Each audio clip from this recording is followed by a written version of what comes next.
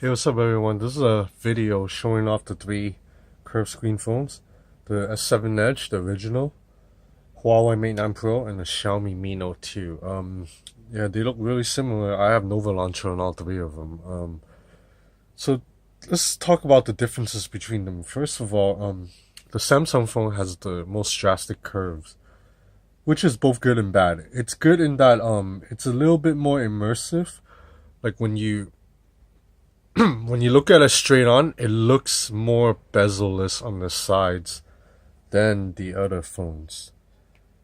I was actually a little bit disappointed that on both the Xiaomi and the Mi Note 2, you can see the black bars on the side pretty clearly. So even though the screen is curved, it doesn't hide the black bars as well. See, this is on the Xiaomi Mi Note 2. It's a little bit thicker than on the Samsung. And same with the Huawei Mate 9 Pro. The black bar is pretty thick. This is more noticeable if you're looking at Instagram. So let's get on the gram right now. Apologies about this like bouncing shit. I'm doing this on the bed. Yeah, so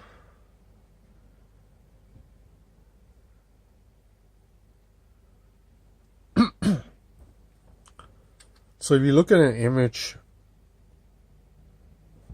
sorry about this. Give me a sec. Yeah, so if you look at an image on the S7, it looks, the black bar is very minimal. Whereas if you look at it on the Mate 9 Pro, you see the black bars are more noticeable. Same with the Mi Note 2. But as I mentioned, this is both good and bad in that I find on the S7 Edge, when I use it for one-handed, my palm touches the sides a lot more easily than on these two phones. So if you notice on the Samsung S7, I can't even put an app in this corner because I hold my phone left-handed like this, and I don't use a case. So I find that if I have an app here, I'm always accidentally hitting it. Whereas with the Huawei, it doesn't happen as much. I mean, I can still probably get it to trigger. Yeah, see, but it takes a bit of effort, so it's just a lot easier because, the curve's not as drastic. So the edge on the Samsung, it's a bit more steeper than on the Huawei Mate 9 Pro. The curves on the Mate 9 Pro is actually very subtle to the point that it's not even that curved. Even the Mi Note 2 has a bit more curves. I don't know if you can see it. Apologies again for this crappy video, but obviously I'm not a professional videographer.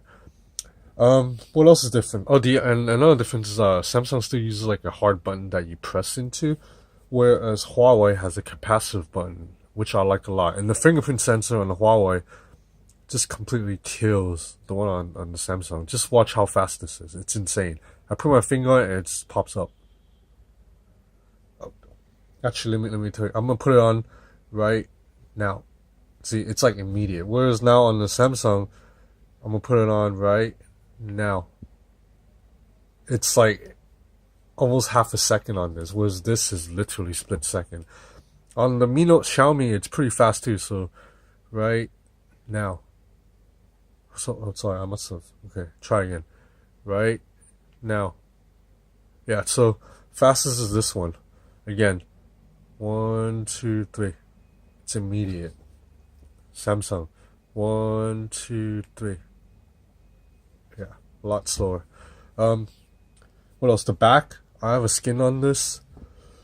But I think the Huawei back is the best looking of the three. Like this is actually a bit plain. Like I kind of wish there was a camera bump or something. Like as it is right now, it just looks a bit naked on the Xiaomi Mi Note 2. Whereas this, I actually think it looks pretty sexy, like sleek, and the two cameras, they do a much better job of than like say the LG G5. And the Samsung's back, it's I think it just looks. I have to put a skin on it because I don't like it. What else? Oh, so whereas the S7 Edge has these edge displays that you can swipe from the edge to set things up. I mean, I turned it off because I think it's useless, but at least it's a feature that's there. Whereas on the Huawei Mate 9 Pro, there's nothing. There's no edge feature at all. So it's just literally for looks. With Xiaomi, there aren't any out of the box too, but I've seen videos in China of people doing it. So I'm assuming it's like an app that you download from the Xiaomi store. In terms of screen, all three have AMOLED displays, but the Xiaomi is 1080p, whereas these two are Quad HD. And even though they're all AMOLED, I find the black on the Xiaomi not as deep as on the other two phones. Like, I don't know if you can see it. Let me open up that LA Times picture again. Yeah. So, okay. So the blacks on the Samsung Galaxy S7 and the Huawei Mate 9 Pro is very deep. Whereas on this one, it's a little bit grayish, which is disappointing because this is supposed to be an AMOLED display, right? But it doesn't look nearly as deep, as true a black as on the Samsung. Well, this video doesn't do a good job of showing it. I apologize again. I am working on being a better videographer.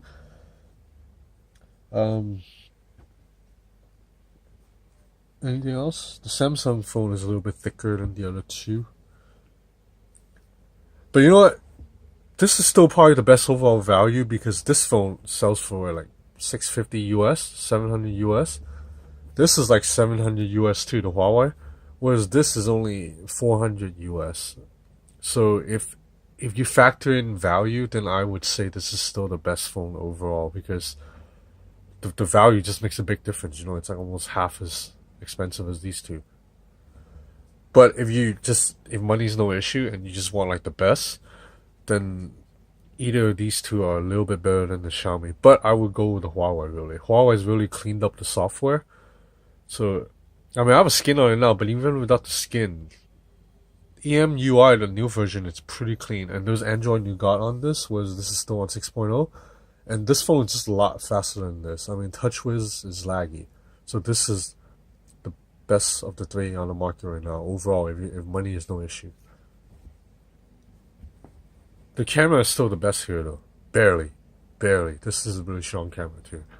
Okay, thank you for watching. I will have a review of the Mate 9 Pro on my Forbes site. Thanks.